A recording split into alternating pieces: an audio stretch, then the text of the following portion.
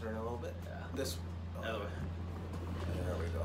We're, as you can see, not professional videographers. We leave that to Dirt Race Central. They're a hell of a lot better at that than we are.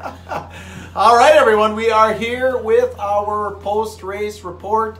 Great night of racing. Before I get going, I just want to make sure we get back and thank our friends over at Jim's. I mean, this is the earliest Labor Day shootout, one of the earliest I've ever seen. This is fantastic. Love the new format. Everyone on the board here in Hibbing, this is fantastic. So there's time now. If you're into live music, Cut Down is playing at Jim's in Chisholm, Jim's Sports Club Bar and Grill, right downtown. You can check them out on Facebook. And then remember, if you have too much fun tonight and you need to knock off that hangover tomorrow, your Bloody Mary headquarters right there in downtown Chisholm. And also, if you're a female, you love the mimosas, $10 bottomless mimosas tomorrow, and then also live music on the patio starting at 3 o'clock. So Jim's in Chisholm. Ryan, like I said, the format's fantastic. I couldn't be happier. Your thoughts?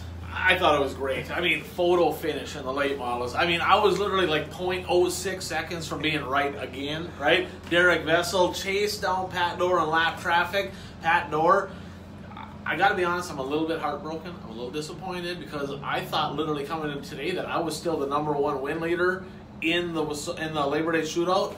Pat Dorr had 8. I heard you say that. He had one in the super like, stock. Okay.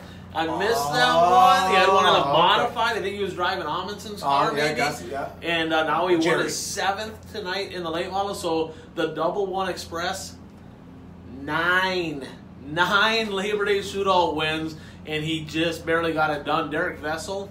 Oh, hell of a run. Hell of a, I was watching in the infield, and Derek's like, did I win? He pulled in the end. He's like, did I win? And I'm like, man, it was close, but buddy, you literally just missed it. Jake Hittner, another great run. Started 10th, rolled up, and he got 5th, didn't he? I think he was about 5th. Yeah, he was there for a while, and then I know him and Massengill were dicing, but then at the last 3-4 laps is when Derek was really closing on Pat, so you couldn't watch any further back. You had to sit there and watch how Pat was. You know what else I think is cool? Zach Wallers, a top 5 at the Labor Day shootout, 4th place finish. Dude, he built that car. Oh, I thought that was an old rocket. No, he cut pieces off of multiple different cars that he had, welded it back together. He calls it a Wally build, and he rolled off a top 5 finish at the Labor Day shootout. So, hell of a job to the Jungle. Boy, he did great. Mod feature, Al Uton, and I tell you, that guy has had horrible luck in Hibbing. Last year, he got a brand new SSR. I think he had an MB before that. He's just struggling. I think it was an MB. Yeah, he had an MB. I heard he only raced it a couple times. He got rid of it. Went back for whatever reason, it just didn't mesh with him. And he, so he got the SSR car. He brought it up to Hibbing. The thing was just beautiful. I mean, Al's got nice stuff all the time. And he left, and it looked like he was in a demolition derby. I'm like, oh my God, I felt so bad. I was over at Domino's Pizza, and he's like, man, he didn't even come back the next day. He was so disappointed. And he's like, I just can't ever do good at Hibbing. Long time coming. That guy's been racing for a long time. He's won a lot of different stuff, but his first Labor Day shootout, so pretty cool. Yeah, and that's the thing. The late model race was won by inches, but Uton, he just took off. He basically dominated.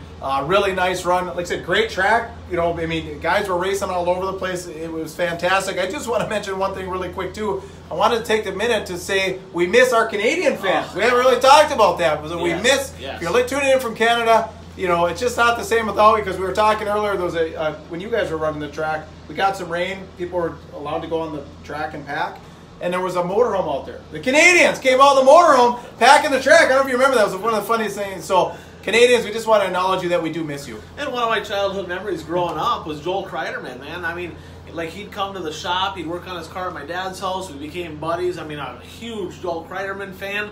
And, I mean, that's some of my memories is them Thunder Bay guys. Riverview Raceway, all them guys from Canada. We miss you. Hope you're watching on Dirt Race Central. Hope you're following the One to Go show. But we for dang sure want you back here next year. For sure. Because the grandstands definitely is a lot louder when there's a whole bunch of Canadian fans here, for sure. The beer sales are down. We need to get those back up. Another thing in the late models, you know, I was sitting there, I was announcing, I got a text message from Todd Gillitzer, and he said, hey, we want to throw a bonus in, but we want to do something unique. You know, there's always a hard charger, there's always this, and it's going to be the last call transport First Call Renovation. 2 businesses, good buddies that have 2 businesses right here in Hibbing. They threw in $2,000 to the purse tomorrow for night number 4 of the TriStar Engines and Transmission Late Model Series, day 2 of the Labor Day Shootout. And what they're doing is it's going to be $500 to the lap 10 liter, $500 to the lap 20 liter, $500 to the lap 30 liter, $500 to the lap 40 liter. So a possible $4,000 to win. They're paying $2,000 to win. You start in the front row, you take off, you get double your money. Pretty cool deal right there. That is super cool. I've never heard of that, where you're paying lap 10, 20. Yeah. That is a super unique, format. And yeah, thanks to those guys. That is a fantastic bonus. Like I said, $4,000 to win all of a sudden, plus all the work you've done to get that bonus. I mean, this is starting off like the month of money for you Wazota late model guys. I mean, we're starting out with a bang up here up north. Right. And I think what I need to do is I need to get down, talk to Daryl Nelson, because he's like, I don't know if I'm coming tomorrow, but if he sees that it's a possible $4,000 to win, that may entice him a little bit, because we want the Hermantown Hammer here in Hibbing. He's a fan favorite. I mean, the guy's won it a bunch of times, 4 Labor Day Shootout wins. You know, I hope he don't go home. We want him here tomorrow. Pure Stocks, right? Yeah. So they ran the heats tonight for Hornets, for Pure Stocks, for Midwest Mods, for Supers. And then they had a complete show for the mods and lates. Chad Finkbone's been on a tear. He won the track championship here, won Labor Day last year. He won the track championship in Rapids. I mean, he killed him in the heat race. And we have $250 extra already added. And you know, if you want to add more, let me know. We can figure out how to way to get it in. But I have them that close to opting to start last tomorrow on the Labor Day Shootout, and if he wins from last, he's going to get that extra money. And the crowd definitely wants to see that. They do not want to see the 40 car starting in the front. It's no fun for anybody, but if you see that car starting in the back, that could be a cool deal. And Shane Sabraski, we did that with him. Actually, John from Dirt Race Central, it was his idea. He brought the idea up, and we raised $1,800 on a Super Stock Series deal. Yeah. He started like 26th, I think it was, and rolled right to the lead at Ogilvie. It was And the really crowd cool. was into it. It was. The crowd was into it. You know, what do you think as a fan? You know, I was Jabber John and the mic. What did you think of the Revenge redraw deal? Totally loved it. I mean, again, super unique. Because normally it's intermission, people go, and I was like, no, I got to watch this. You know, you did a great job on the mic as far as getting the fans involved and saying, okay, here's your scenario. You can do this or this, etc. So I think it was Kyle Peterlin that handed Pat Dorr was an outside pole position, right? Yep. Yeah, and so, Pat even thanked him in victory lane. Well, I got to thank Kyle Peterlin. So, yeah, I explained it in our kind of our intermission report, kind of how that works. But no, I think that's much better than just picking up a number. He starts 80 signs, he throws it up. I mean, this put a little drama element to it. It was cool because it was funny because Pat Dorr, we got to do this stupid deal. He was all grumpy. Oh, was he? Yeah, Okay. he was grumpy. He was grumpy about the deal. He wasn't grumpy at the end. No. Like literally down the victory lane, he goes, I think I'm gonna have to put a 23 sticker on my car tomorrow. Kyle Peterlin Motorsports sponsored by Pat Dorr. I think maybe he should at least give him a beer or something, because that certainly helped. Really, 8-time Labor Day Shootout winner. Who gives him the front row? Yeah, that was literally. Not that there was many good options. They were all fast, Yeah. right? But giving Pat Dorr the outside of the front row, I'm like, wow, that was pretty nice of you right there. So yeah, Dorr, he got her done. And here's the deal. He's been struggling. About August, he kind of has, yeah. Yeah, he couldn't get the car turned. He's been struggling. So he rattled off a $2,000 to win show. I mean, what did he get? Did he get third last night? Or did he get second? What did he get in Rapids? I'd say he got third. What was it? He's up in the top 3. Yeah, because it was... Peterlin was in second. Oh, Glenn's got second. Yeah. So I think he got third, and Matsko got fourth, right? Does that sound right? Yeah, that's right. So he rattled. So a couple back-to-back good runs for Pat Dorr, and he's got to be sitting pretty good in that series. He had a rough night the first night, but he's got to be sitting up there. Jeffrey Massengill is still going to be leading the series going into the final night, which is really cool.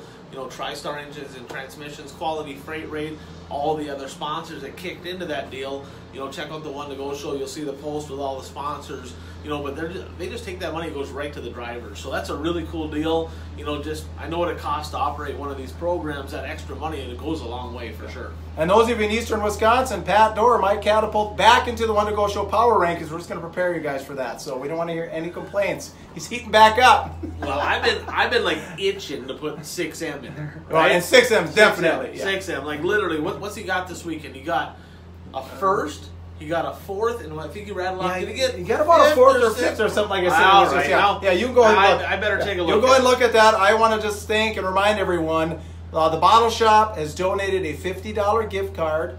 Bottle Shop Liquor Store, right here, downtown Hibbing, coldest beer in town, Busch lattes, like you wouldn't believe. So remember, the deal is if you share any of the videos from starting, you only share them once, but any of the videos, Ryan started on Thursday, we've been doing videos every day. Share this one, share the previous one, share the previous one. We're going to do a drawing tomorrow morning to get you that $50 gift card. So especially if you're here, you're in Hibbing, or if you're coming to Hibbing tomorrow, 6 o'clock start time for the Labor Day shootout again tomorrow, we might draw your name, and then you can go, because they're open tomorrow, and use your $50 gift card.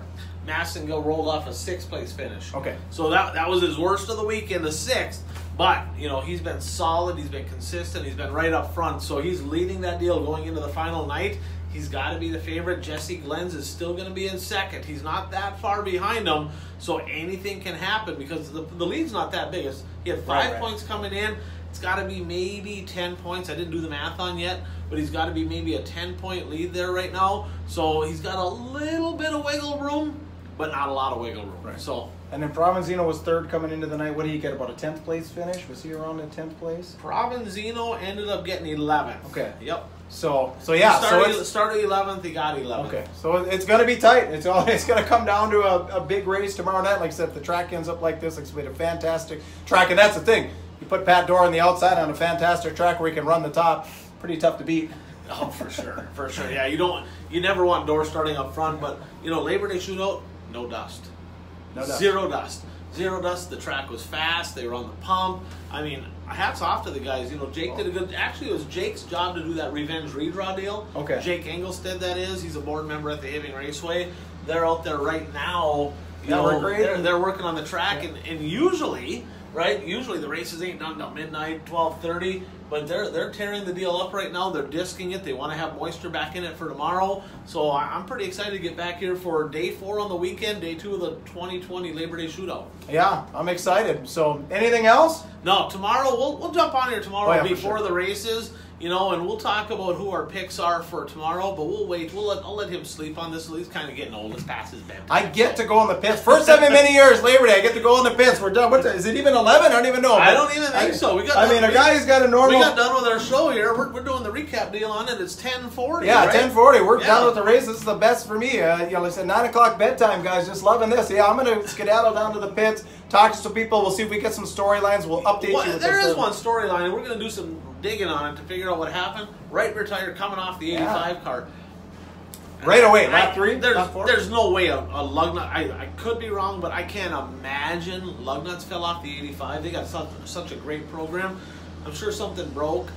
So I'm going to go down and talk to John and Tony down there. Maybe I'll jump on and see if we can figure out that. Yeah, that thing went bouncing. Oh, and then one more thing we talked about in our pre-race, how they tie down these front ends and front end, the front's rolling. Shane Sabraski. I mean, this is the second time ever I've seen a mod where that front clip is I tried to lift up on that deal, but the front's so rigid on them mods. I lifted up. It's like lifted up the whole car. I'm like, man, so... Yeah, so he pulled off, I don't know, halfway through. Yeah, he was top 5-ish. He was right there. He was moving. He was coming too, but too little too late. Dave Keane, he had a really fast car at the end. That was the guy I picked. He was right there. Yeah. Johnny got 3rd, didn't he, I believe, Broking? Yeah, Johnny was there. Yep. So solid run by the 45 camp, because I think, let me take a look here, but I think Bob maybe got 4th. Yeah, Bob was up there too. I believe so. I'll take 1 sec. Yeah, Johnny Broking 3rd, Bob Broking 4th. A nice run for Belfi in 5th. Yeah, Jody Belfi rolled up to a top 5. I don't know who the hard charger was in the. It looks like maybe Tyler Vernon was a hard charger there in the modified division. I'll take a look here. Who's the hard charger in the late? I would say Jay Kidner if I had to guess. Boy, I think you might be right. He was coming again. No, Buddy Hannestead. Oh, Buddy Hannestead, okay. Yeah, Buddy Hannestead started 21st. He got up to 14th, past 7 cars. So, the Speedworks Hard Charger, Buddy Hannestead. All Perfect. right, well, I think that's a wrap. But Awesome. again, it's way past this guy's Oh, bedtime. man. Way past it. Thanks, Rob. Like me, it's like noon to me. I'm a night owl, right? I'm kind of a little backwards. You all know that anyway. But this guy here, he likes to go to bed around 9 o'clock. He's like, oh man, them long shows. He's got to be more happy than anybody in the world right now. Greatest format. That he can get down to the pits. Thank you, Iron Drain Racing Association. You did the greatest thing. It's the best show we've had in 30 years, since '89, when me and Ryan were in the pits on the M West trailer. When the cops were up in the pits, and they said, we're going to run one more feature. Late models, get out there. And then Steiding was next to us. Dropped him with the jack, fired it up, and got out there. I thought the best shows were the ones that I won, but this one was pretty good too. We'll catch you all tomorrow. Have a great night.